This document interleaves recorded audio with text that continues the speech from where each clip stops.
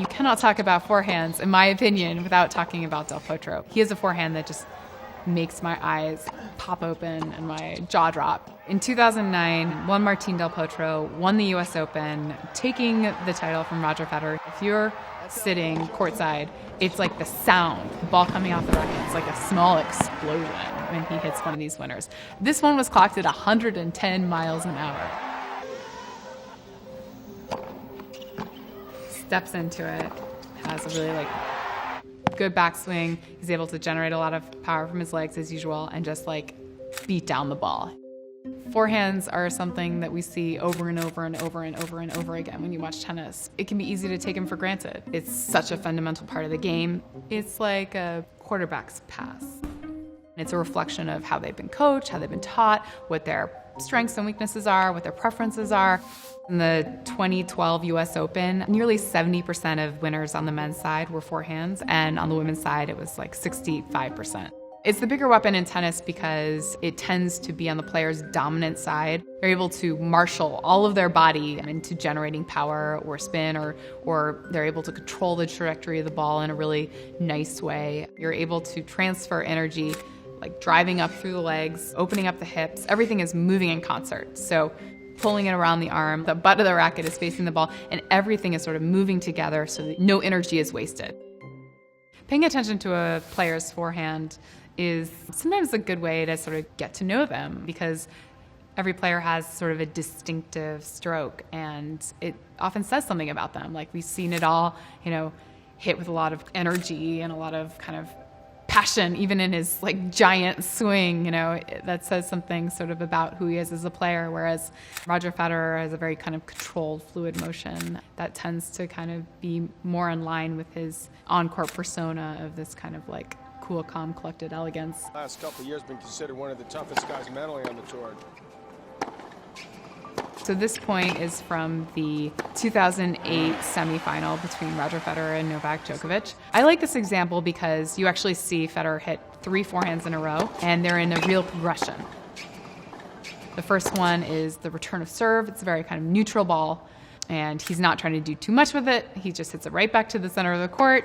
The second shot is much more aggressive. He's hitting a deeper ball. He's, putting a little bit of an angle on it, putting Djokovic on the defensive. Djokovic can only kind of hit a weak shot back, and Federer is able to step into the shot and hit his famous Federer forehand.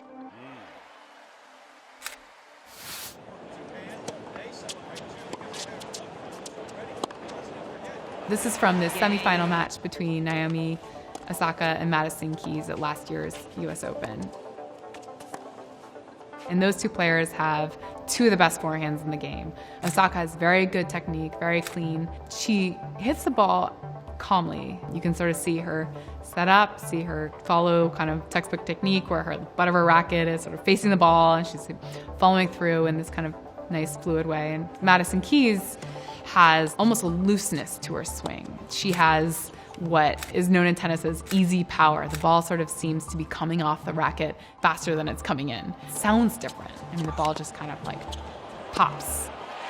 Maybe no woman hits the ball as hard as Keys. In fact, her average forehand speeds are sometimes clocked at greater speeds than the average men. If Madison Keys isn't hitting her spots, she can have a really bad day. Whereas someone like Osaka is maybe able to adjust her forehand a little bit, hit with a little bit more margin, be a little bit safer, and able to pull out some of those kind of bad day matches.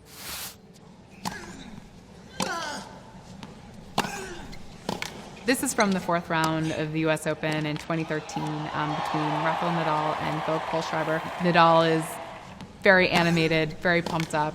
Nadal is not usually playing from behind. And this forehand is actually a good example of what a great defender Nadal is. So he is able to hit an absolute monster of a winner from a very difficult position. Philipp Kohlschreiber has done what I was saying more players should do. He's gotten to net. He's hit a good approach shot. He has gotten a weak response from net. He's got a good volley. It looks like he's going to win the point, but Nadal is at a full sprint. He's running across the court. Somehow he's able to hit just an incredible passing shot. And he's able to do it because he has this amazing technique, even at a full sprint. You can see Kohlschreiber is throwing back his head, what do I got to do to beat this guy? These players have learned their forehands when they're like 4, 5, 6, 7, 8. For a lot of these players, their forehand is their strength, and so you're able to see a player at his or her best. Really, the forehand is what is writing those big checks for players.